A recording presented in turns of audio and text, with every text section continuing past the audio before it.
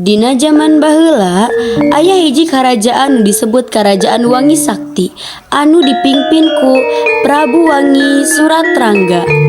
Karajaan ieu subur makmur, tapi hiji peuting raja ngaleungit tanpa jejak.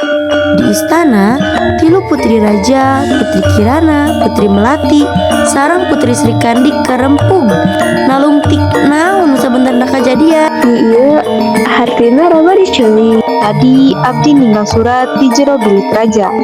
Anu isina sakali kerajaan roba angin sangsara bakal turun.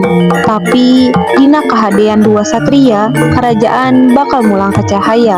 Dua satria saha nu dipiwarang ku takdir. Mangka takdir baris nyangking maranehna ka dieu. Dina gerbang Karajaan Wangi Sakti, dua lalaki datang.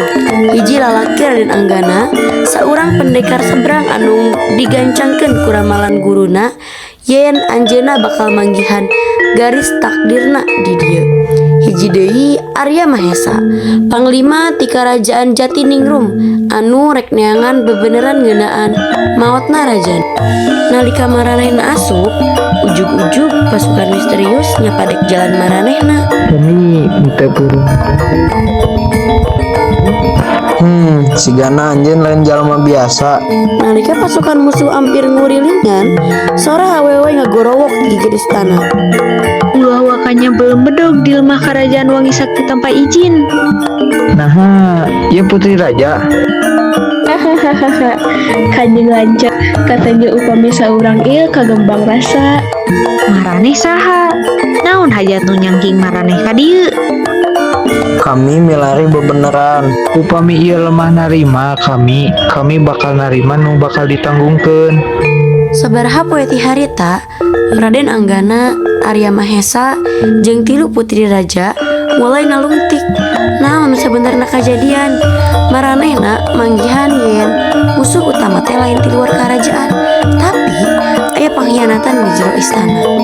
Patih Wiraguna, patih raja anu dipikawanoh wijaksana, tetela boga niat pikeun ngarebut tahta Karajaan Wangi Sakti. Anjeunna babarengan jeung Ki Jagatlodra, dukun sihir anu boga ilmu hideung. Anjeun teh putri anu kuat, tapi tanagan teu cakap pikeun nyalametkeun karajaan ieu. Kerajaan ieu sanes milik anjeun Wiraguna. Tapi kakawasan teu butuh hak putri, kakawasan butuh kawani. Prabu Wangi Suratrangga, raja nu geus dianggap eueuh, sabenerna dikunci ku sihir Ki Jagatlodra di hiji tempat rahasia, Gunung Candramukti. Anjing henteu kedah ngeganggu kerajaan abdi. Sing kuat, urang teu meunang eleh. Kerajaan ieu baris mulang ka panang tayungan saestu. Tungtungna Ki Jagatlodra eleh sarta Patih Wiraguna dihukum. Raja Prabu Wangi Suratrangga dibebaskeun sarta Karajaan Wangi Sakti balik ke kemakmuran.